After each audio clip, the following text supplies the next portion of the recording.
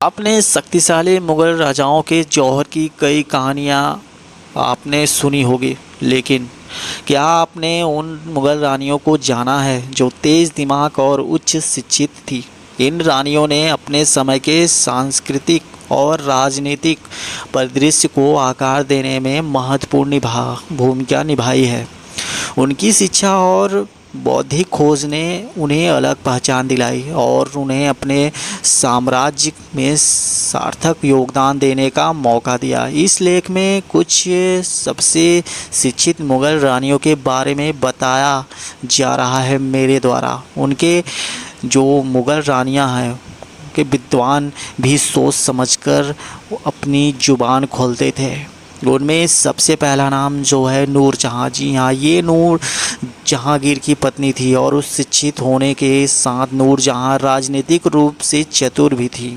साहित्य, कला और प्रशासन में बेहतर कुशल, उन्होंने कई साल तक साम्राज्य पर प्रभावी ढंग से शासन किया।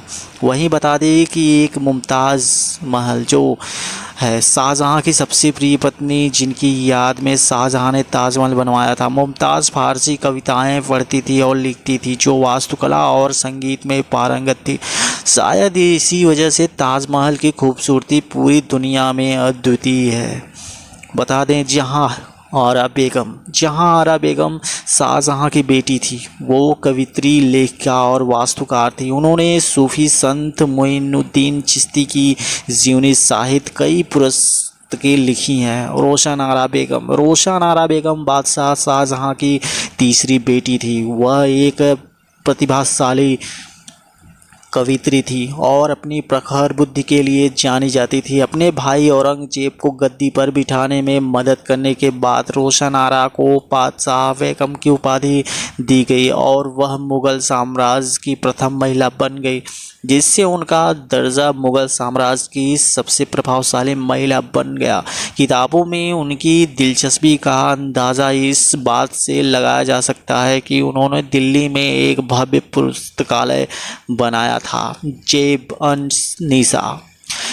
उन निसा औरंगजेब की बेटी जेब उन निसा लिखने में पढ़ने में पारंगत थी। वो एक निपुण कवित्री थी, लेकिन वो अपने नाम से नहीं लिखती थी। उन्होंने मख्फी उपनाम में लेखक किया। उन्होंने 40,000 से अधिक किताबों की एक बड़ी लाइब्रेरी बनाई थी। गुलबदन बेगम बाबर की बेटी थी। उन्होंने हुमायूं नामा लिखा, जो सम्राट हुमायूं के जीवन और मुगल इतिहास की एक महत्वपूर्ण ऐतिहासिक किताब थी।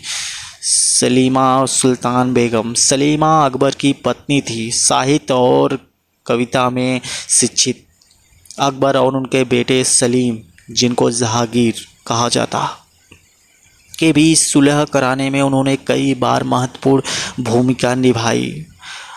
हमीदा बानो बेगम हुमायूं की पत्नी और अकबर की माँ हमीदा उच्च शिक्षा पाने और उच्च विचारों वाली थी।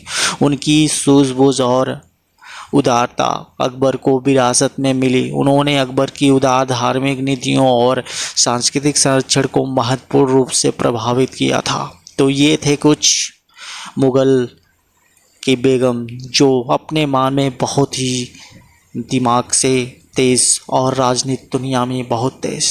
तो मिलते हैं फिर से एक नए वीडियो में, तब तक के लिए जय हिंद।